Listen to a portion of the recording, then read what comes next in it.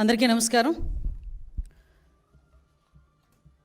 గత వారం 10 రోజులుగా తిరుమల తిరుపతి దేవస్థానంకి సంబంధించి ప్రసాదాల తయారీలో జరిగిన వాడిన కల్తీ నెయ్యి గురించి లాస్ట్ వారం 10 రోజులుగా రాష్ట్రం మొత్తం ఒక రకమైన భయాందోళన ఒక ఎత్తైతే వెంకటేశ్వర స్వామికి అపచారం జరిగింది అని ప్రతి గుళ్ళలోనికి కూడా వెళ్ళి పూజలు చేసే పరిస్థితి కూడా మనందరం చూసాం. ఇవన్నీ ఒక పరంగా వెంకటేశ్వర స్వామి భక్తులుగా జరుగుతూ ఉంటే, ఒకవైపు నుంచి రాజకీయ దుర్బుద్ధితో దీన్ని కూడా రాజకీయం చేయాలి అని చెప్పి అతని హయాంలో జరిగిన తప్పుల్ని కప్పిపుచ్చుకోవడానికి చంద్రబాబు నాయుడు గారు గౌరవ ముఖ్యమంత్రి గారి మీద ఎదురుదాడి చేయడానికి సిద్ధపడి గౌరవ పులివెందుల ఎమ్మెల్యే గారు తీసుకుంటున్న నిర్ణయాలు చూస్తూ ఉంటే నిజంగా ఎప్పుడో అతన్ని పులకేసి అనేవారు, కానీ ఇప్పుడు నిజంగా పులకేసి ఏదో 2 or 4 పెట్టాలి మనం కూడా. ఎందుకు ఈ మాట చెప్తున్నానంటే, ఇదే జగన్మోహన్ రెడ్డి కల్తీ నెయ్యి వాడారు అని చెప్పి చంద్రబాబు నాయుడు గారు గౌరవ ముఖ్యమంత్రి గారు చెప్పిన తర్వాత బయటకు వచ్చి చంద్రబాబు నాయుడు గారి మీద ఎదురుదాడి చేయటం కూడా మనం చూసాం. తర్వాత వీళ్ళ తాలూకా వెనకాల బ్యాచ్ ఉంటుంది కదా, ఒక భజన బృందం ఉంటుంది కదా, భజన బృందం బయటకు వచ్చి లేదు జగన్మోహన్ రెడ్డి గారు మెట్లు ఎక్కి వస్తారు తిరుమల తిరుపతి దర్శనానికి అని మాట్లాడారు. అది కట్ చేస్తే కాదు, నా కాలినడకని కాదు, దర్శనానికి వస్తారు అన్నారు. ఇదంతా జరుగుతుంది. ఓకే, దర్శనానికి వస్తే రప్పించుదాము, కూర్చోబెట్టి అన్ని గౌరవ మర్యాదలు ఇచ్చి డిక్లరేషన్ మీద సంతకం పెట్టించుకొని అతన్ని తీసుకెళ్ళి దర్శనానికి పంపిద్దామని చెప్పి ఆలయ అధికారుల దగ్గర నుంచి భద్రత దృష్ట్యా పోలీస్ డిపార్ట్మెంట్ వాళ్ళు అందరూ కూడా అతను రాటుకని ఆహ్వానించారు. ఆల్ ఆఫ్ సడన్ అతనికి ఇష్టం లేకనో లేకపోతే ఇంట్లోంచి బయటికి తల్లి చెల్లికి పట్టిన గతి పడతాదని భయం వేసో తెలియదు, కానీ ఆటోమేటిక్గా లాస్ట్ మినిట్లో అయితే నేను వెళ్ళట్లేదు అని చెప్తూ కుంటి సాకులు చెప్పే పరిస్థితి వచ్చింది. ఏంటా కుంటి సాకులు అంటే, డైరెక్ట్గా బయటకు వచ్చి మాకు నోటీసులు ఇచ్చారు అన్నారు. అరే, పోలీస్ యాక్ట్ సెక్షన్ 30 అన్నది ఈరోజు చంద్రబాబు నాయుడు గారు తీసుకొచ్చింది కాదు. నీకులాగా జీవో నెంబర్ 1 ఇచ్చి సభలు అది ఆపుదామని చెప్పి లోకేష్ గారు పాదయాత్ర చేసినప్పుడు వచ్చిన జీవోలు కాదు ఇవి. పోలీస్ యాక్ట్ సెక్షన్ 30 అన్నది ఎప్పుడైనా శాంతి భద్రతలకు విఘాతాలు కలుగుతాయి అనుకునేటప్పుడు డిపార్ట్మెంట్ వాళ్ళు రెగ్యులర్గా ఇచ్చే నోటీస్ అది. ఆ నోటీస్లో చాలా క్లియర్గా వైఎస్ జగన్మోహన్ రెడ్డి గారు ఆంధ్రప్రదేశ్ మాజీ ముఖ్యమంత్రి 27/9/24, 28/9/24 తేదీల్లో తిరుపతి తిరుమల పర్యటించనున్నారని ప్రభుత్వ అధికారిక సమాచారం ద్వారా తెలిసినది. ఈ పర్యటనలో శ్రీ వైఎస్ జగన్మోహన్ రెడ్డి గారు తిరుమలలో శ్రీ వెంకటేశ్వర స్వామి వారిని దర్శించుకోనున్నారు. ఈ పర్యటనకు స్వాగతం పలికేందుకు తిరుపతి జిల్లా మరియు పరిసర జిల్లాల నుంచి సుమారు 10,000 మంది వైఎస్ఆర్సీపీ నాయకులు కార్యకర్తలు తిరుపతికి రావాలని సోషల్ మీడియా ద్వారా విస్తృత ప్రచారం జరుగుతున్నది.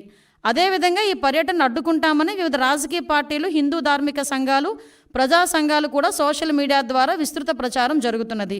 ఈ సందర్భంలో తిరుపతి జిల్లాలో ఉద్రిక్త పరిస్థితులు, శాంతి భద్రతలకు విఘాతం కలిగే అవకాశం ఉన్నది. ఈ పరిస్థితుల వల్ల రాబోయే తిరుమల బ్రహ్మోత్సవాలు మరియు ప్రపంచవ్యాప్తంగా తిరుపతి తిరుమలకు వచ్చే యాత్రికులపై ప్రభావం చూపే అవకాశం ఉన్నది. అదేవిధంగా గౌరవ తిరుపతి జిల్లా సూపరింటెండెంట్ ఆఫ్ పోలీస్ వారు తిరుపతి జిల్లాలో సెక్షన్ 30 పోలీస్ యాక్ట్ను అమలు చేసి ఉన్నారు. కావున తిరుపతి జిల్లాలో ఎటువంటి ర్యాలీలు, సభలు, సమావేశాలు, భారీ జనసమూహాలు ముందస్తు అనుమతి లేకుండా జరుపుటకు నిషేధించబడినది.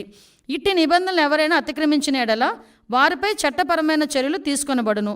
కావున అన్ని వర్గాల వారు తిరుపతి జిల్లాలో శాంతి భద్రత పరిరక్షణకై పోలీసు వారికి సహకరించాల్సిందిగా కోరడమైనది. ఇది నోటీస్.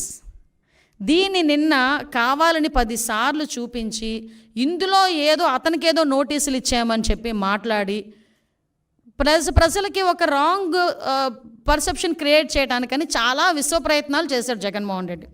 నేనేమంటానంటే, జగన్మోహన్ రెడ్డికి సూటిగా అడుగుతున్నా, జగన్మోహన్ రెడ్డికే కాదు వాళ్ళ తాలూకా నాయకులందరికీ కూడా, ఒక్క బైండ్ ఓవర్ అయినా మేము చేసామా? ఒక్క నాయకుడినైనా హౌస్ అరెస్ట్ చేసామా? ఒక్క నాయకుడినైనా ప్రివెంటివ్ అరెస్ట్ చేసామా? ఒక్క నాయకుడి ఇంటి దగ్గర పోలీస్ పహారా ఏమైనా ఉందా? కనీసం ఎక్కడైనా మీకు ఆయన ఎయిర్పోర్ట్లో నుంచి దిగిన తర్వాత మళ్ళీ అక్కడికి వెళ్ళినంత వరకు కూడా అతనికి భద్రత నిమిత్తం ఉండే పోలీసులు తప్పించి పోలీసులు భారీగా మోహరించిన పరిస్థితులు ఏమైనా ఉన్నాయా? అంటే చాలా క్లియర్గా ఎందుకు మేము ఆ నోటీసులు కూడా ఇవ్వాల్సి వచ్చింది అంటే, కేవలం అక్కడ బ్రహ్మోత్సవాలు జరుగుతున్నాయి. ఈ కల్తీ నెయ్యి మీద సిట్ కూడా ఏర్పాటు చేయడం అయింది.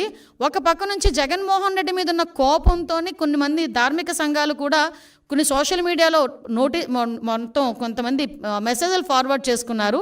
At the same time YSRCP నాయకులు కూడా భారీగా జన సమీకరణ చేయడానికి వాళ్ళు సోషల్ మీడియాలో మెసేజ్లు ఫార్వర్డ్ చేసుకున్నారు.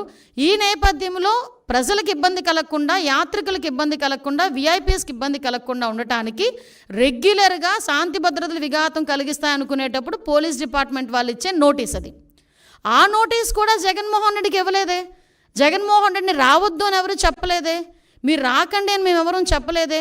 వస్తే మిమ్మల్ని అరెస్ట్ చేస్తామని చెప్పలేదే. ఏ రోజు చంద్రబాబు నాయుడు గారిని ఎయిర్పోర్ట్లోనే ఆపేసినట్టుగా మేము ఎప్పుడు ఆపడానికి మేము ప్రయత్నం చేయలేదే. నిజంగా జగన్మోహన్ రెడ్డి గారిని ఆపాలనుకుంటే ఆయన ఇంత ధైర్యంగా ఈ సెంట్రల్ జైలు విజిట్లు చేసేవాడు ఆయన? ఎంతమంది సెంట్రల్ జైల్లో ఉంటే విజిట్లు చేశాడు ఆయన? మేము ఎప్పుడైనా ఆపామా?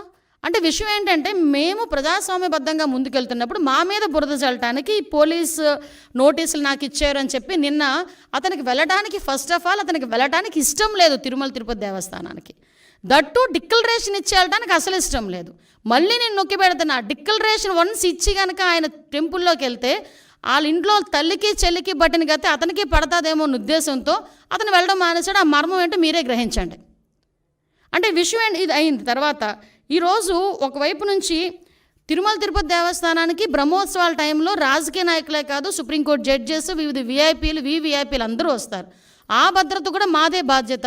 ఆ భద్రత నేపథ్యంలో మేమందరం కూడా ఎట్టి పరిస్థితుల్లోని విఘాతాలు, శాంతి భద్రతలు విఘాతం కలిగించకూడదని చెప్పి నోటీసులు ఇస్తే దాన్ని ఈ రకంగా మాట్లాడి టాపిక్ని డైవర్ట్ చేయడానికి నోటీసుల వైపు తీసుకొచ్చాడు. ఇతగాడు మళ్ళీ మేమేదో డైవర్షన్ పాలిటిక్స్ చేస్తున్నామని మాట్లాడతాడు. అని ఇప్పటికీ కూడా మేము స్టాండ్ అయి ఉన్నాం. కల్తీ నెయ్యి ఉంది. కల్తీ నెయ్యి అయితే లడ్డూ ప్రసాదంలోని కల్తీ నెయ్యి చేర్చారు. కల్తీ నెయ్యితో ప్రసాదం తయారు చేయబడింది. దాని గురించని ముఖ్యమంత్రి హోదాలో ఉన్న చంద్రబాబు నాయుడు గారు కానీ, ఉప ముఖ్యమంత్రి హోదాలో ఉన్న పవన్ కళ్యాణ్ గారు కానీ, లోకేష్ బాబు గారు కానీ మేమందరం మాట్లాడుతున్న ఈ నేపథ్యంలో దాని గురించి మాట్లాడండి అంటే, దాని గురించి మాట్లాడకుండా నేను మెట్లు ఎక్కుతాను, ఏంటది దర్శనానికి వెళ్తాను అని చెప్పి డైవర్ట్ చేయడానికి ప్రయత్నం చేసింది నువ్వు. ఈరోజు మళ్ళీ తిరిగి డైవర్షన్ పాలిటిక్స్ అని చెప్పి మా మీద మాట్లాడే పరిస్థితి కనిపిస్తూ ఉంది. ఈ నేపథ్యంలో ఒక గోల్డెన్ వర్డ్ వచ్చింది నిజంగా, లడ్డు నాణ్యత అట, లడ్డు టేస్ట్ అట.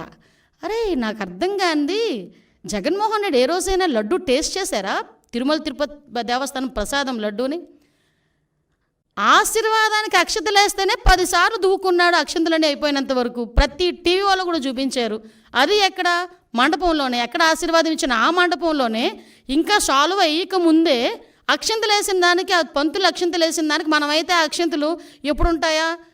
ఉంటే బాగున్ను, రోజంతా ఉంటే బాగున్ను, ఆశీర్వచనం అనుకొని మనం చక్కగా బయటకు వస్తాం. అక్కడే 10 సార్లు దువ్వాడు ఆ క్రాఫ్ని. దువ్వేసి తీసేసినోడు ప్రసాదం గురించి మాట్లాడుతున్నాడు. తప్పిసారి ఎవరైనా ప్రసాదం ఇస్తే టిష్యూ పేపర్లో చుట్టూ పక్కకు పెట్టే వీళ్ళు లడ్డు నాణ్యత గురించి, టేస్ట్ గురించి ఈయన చెప్పడం, మేము వినడం, అది మా దౌర్భాగ్యం. ఇటువంటి పరిస్థితుల్లోని మాట్లాడి ఈయన లడ్డు టేస్ట్ గురించి, అరే ఈ లడ్డు టేస్ట్ ఎక్కడ మనకి ప్రాబ్లం వచ్చింది అని చెప్పి ఆ రోజే జూన్ నెలలోని 12, 20, 25 తారీఖులు, జూన్ 4న వచ్చిన లారీల్లో 4 సంబంధించి నెయ్యి ట్యాంకర్లని ముందు యూజ్ చేశారు. ఆ ముందు యూజ్ చేసిన నెయ్యి ట్యాంకర్లలోని ఆ నెయ్యి ప్రాబ్లంగా ఉందని ప్రతి భక్తుల దగ్గర నుంచి ఫిర్యాదులు అందిన తర్వాత మిగతా 4 ట్యాంకర్లకి మేము టెస్టులు చేపిస్తే ఆ టెస్టులు ఎన్డీడీబీ రిపోర్టుల ప్రకారం అందులోని కల్తీ జరిగింది, జంతువుల కొవ్వు కలిసింది అని చాలా క్లియర్గా దానిలో మెన్షన్ చేస్తే దాని గురించి అని చెప్పి మాట్లాడరా అంటే దాని గురించి మాట్లాడకుండా ఎన్డీడీబీ రిపోర్ట్లో డిస్క్లైమర్ గురించి మాట్లాడతారు. అక్కడే అతగాడి తెలివితేటలు బుర్రలోంచి మోకాల్లోకి వచ్చేసాయని సంగతి అర్థమవుతుంది. అరే డిస్క్లైమర్ అన్నది ప్రతి దానికి కామన్. అది నువ్వు తలనొప్పి డోలో ట్యాబ్లెట్ వేసుకున్నా కూడా డిస్క్లైమర్ ఉంటుంది, తెలుసా నీకు? ఏంటది, మనం ఎల్ఐసికి సంబంధించి ఏదైనా మనం ప్రీమియం ఏదైనా పెట్టుకున్నాం అనుకోండి, దాంట్లో కూడా కింద డిస్క్లైమర్ ఉంటుంది. నువ్వు ఎక్కడికి వెళ్ళి ఏ వస్తువు కొన్నా కూడా డిస్క్లైమర్ ఉంటుంది. ఆ డిస్క్లైమర్లో నాడేదో రాశాడని చెప్పేసి దాని గురించి మాట్లాడుతున్నావు. వీళ్ళు జరిగిన తప్పుని కప్పిపుచ్చుకునే ప్రయత్నం చేస్తున్నారు తప్పించి జరిగిపోయిన తప్పుని జరిగిందని ఒప్పుకోవడం కానీ, దానికి క్షమాపణలు కోరడం కానీ జరగట్లే. అది కనిపించట్లే. ఆవిడ అనకూడదు కానీ స్పీకర్ పొజిషన్లో ఏం మాట్లాడతాడండి? ఆవిడ పామాయిలు ఈ సంబంధించిన ఆయిల్ ఫుడ్ ఎక్కువ తినేసిందంట, అందుకని ఆ వచ్చిన పాల్లోనే అందులోకి వచ్చిన నెయ్యిలోని కూడా కొవ్వు కలిసిందట. ద గ్రేట్ జనరల్ సెక్రటరీ, అతను పెద్ద లాయరు, అతగాడు మాట్లాడతాడు పంది కొవ్వు రేట్ల గురించి మాట్లాడతాడు. అంటే వీళ్ళ తాలూకా స్థాయి, వీళ్ళ తాలూకా ఆలోచన పరిజ్ఞానం ఎలా ఉందో ఆలోచించండి. ఇప్పుడు ఆపరేషన్ లేకుండానే మోకాళ్లకు ప్లాస్మా ట్రీట్మెంట్. మీ ఆర్థోపెటిక్ సమస్యలన్నిటికీ రోబోటిక్ టెక్నాలజీ ద్వారా తక్కువ ఖర్చుతో శాశ్వత పరిష్కారం. Free consultation. ప్రతి ట్రీట్మెంట్ పై 20% డిస్కౌంట్. ఈ ఆఫర్ కొద్ది రోజులు మాత్రమే. త్వరపడండి. V9 hospitals 9281465842.